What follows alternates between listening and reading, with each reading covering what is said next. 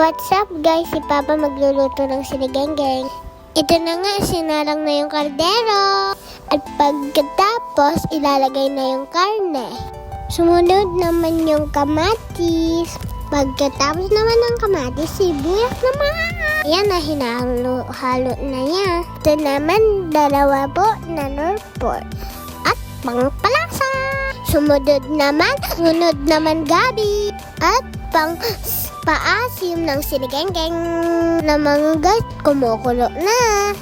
Lagyan natin ng asin para sumara. So yan. Next naman ang sitaw. Halu-haluin at durugin ang gabi. At ilagay na yung pechay. Halu-haluin at isama yung sili.